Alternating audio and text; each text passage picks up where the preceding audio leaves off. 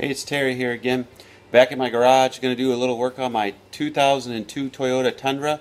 I have a broken fuel strap. Going to make about a 3-minute video here, hopefully, and show you what I'm going to do to replace that strap. I'm just going to buy the parts from Home Depot, a few self-tapping screws, and use what's there and fix what's going on. All right, I took the tire off already, and then you can see here that there is the strap that holds the fuel tank on, and that has been rusted through. I noticed something banging on my drive line while I was driving. You can see the strap has worked its way over to the other side of the drive shaft. So what I'm going to do is, if you can see right here, both straps are mounted with just a bolt and like a cotter pin.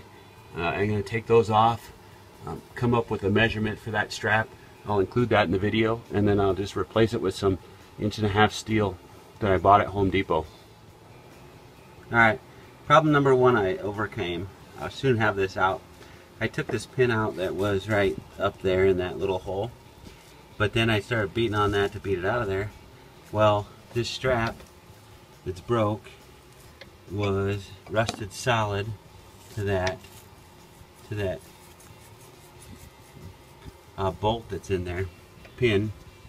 So I put a vice grip on there, beat on it a few times, finally got it loose enough. Now I'll be able to get that pin out. I'm not sure what I'm going to do on the other side because it's way up in the air, but we'll see what happens. Hopefully it comes out a little bit easier. Alright, there is the pin and the strap on the underside. I've already taken the pin out of the snap ring out of the pin there, so now we just got to get this pin out from the strap. Well, you can see this side was much easier than the other side. It's actually loose. I already have the pin halfway, 3/4 of the way out. I didn't have to bang on it 1 or 17 times like I did the other side.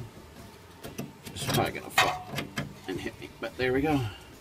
Got her out. Okay, well there you have it, the pin, a fancy Toyota clip, and then here's the bracket, another clip on that side.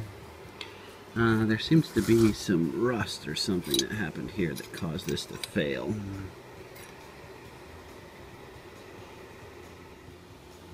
Alright, so it took me a little while with my 3-ton press to straighten out this rusted piece of metal. But I got it straightened out, and if I have that put together correctly there, which I think I do, then we're looking at about a 31.5" measurement from center hole to center hole. We'll see if that's right. Alright, so I went to Home Depot and picked up this flat bar. They called it galvanized. It says zinc there. It's 1.25" by 8 by 48 inches. Cost me about $7-ish. And what I just noticed now is that one end of this has a smaller pin than the other. So when I fold these ends over and kind of make that contraption there, I'm going to make sure that one end has a bigger crimp in it than the other, because those bolt sizes are different. Alright, I don't have a vise, but I have a big piece of iron.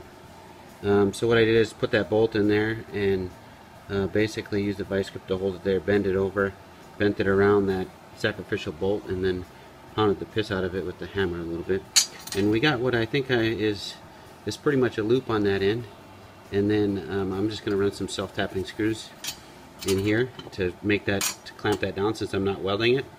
Put like 4 in there to make that tight, and then repeat the process of the other end.